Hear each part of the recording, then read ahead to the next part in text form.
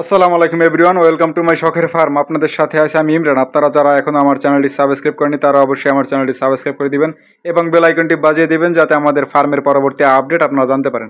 এবং Facebook page থেকে যারা দেখতেছেন তারা অবশ্যই আমার ফেসবুক পেজটি ফলো করে রাখবেন এবং লাইক কমেন্ট শেয়ার করবেন। তো দেখতেছেন আমাদের ছাগলগুলোকে আমরা আজকে সকালবেলায় নেপিয়ার ঘাস দিয়েছি।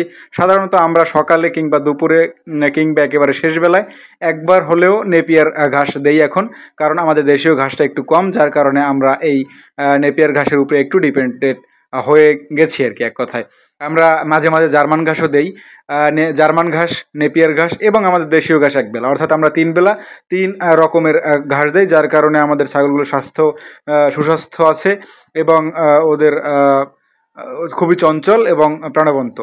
আর এরপরে আপনারা দেখতেছেন যে এখন বর্তমানে এইটা আমরা দুপুরে এই ঘাসটা দিয়েছি। এই যে ঘাসটা আমি এর আগে কখনো ছাগলকে দেই নাই, এই ঘাসটার নামটাও আমি জানি না, অজানা একেবারে। এর মধ্যে কিছু কলমি শাক আছে, কিছু বেলংসা শাকও আছে মিক্সড করা, কিন্তু এই ঘাসটাই বেশি। এই ঘাসটা একটু আল আল টাইপের আছে, অর্থাৎ একটু পাতায় একটু কাটা আকৃতির, কিন্তু তারপর আমার ছাগলগুলো এই ঘাসটা আলহামদুলিল্লাহ ভালোই খাইতেছে দেখতেছি। আর প্রত্যেকটা ছাগলই কিন্তু খাইতেছে। আমার যে বড় ছাগল 8টা, অর্থাৎ আমার 8টা বড় ছাগল এবং 4টা বাচ্চা ছাগল, প্রত্যেকটাই কিন্তু যথেষ্ট পরিমাণে ঘাস খায় আর প্রাণবন্তভাবেই খায় আর কি। ওরা খুবই স্বাদ নিয়েই খায়, কারণ ওদেরকে আমি কিন্তু প্রত্যেক মাসে একবার জিঙ্ক খাওয়ানোর চেষ্টা করি যাতে ওদের রুচির পরিবর্তন না হয়। আর অবশ্যই গর্ভবতী ছাগলকেও আমরা ক্যালসিয়াম দেই প্রত্যেক মাসে একবার, অর্থাৎ লাস্ট 3 মাসের পরে যে লাস্ট 2 মাস আমরা সাধারণত এই ক্যালসিয়ামের ডোজটা করিয়ে থাকি।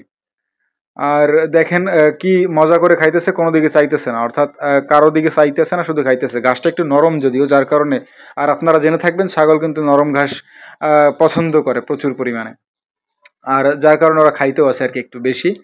আর এই যে আমাদের ছাগল দুইটা, একেবারে লাল ছাগল দুইটা, এই দুইটাও কিন্তু আলহামদুলিল্লাহ প্রেগনেন্ট। এক পাশের কালোটাও কিন্তু প্রেগনেন্ট। আমার এখন ফার্মে 5টা প্রেগনেন্ট ছাগল আছে। ওরা হয়তো বা 3টা খুবই টাইম একেবারে ঘনিয়ে আসছে আর কি বাচ্চা দেবার।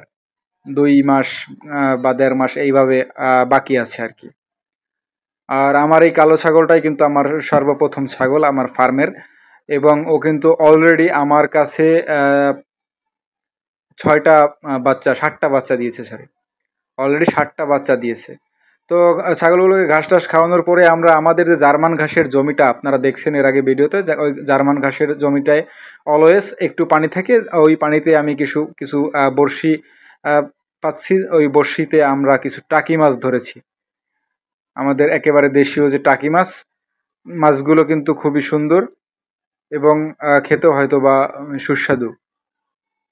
যাই হোক, সবাই ভালো থাকবেন, আল্লাহ হাফেজ।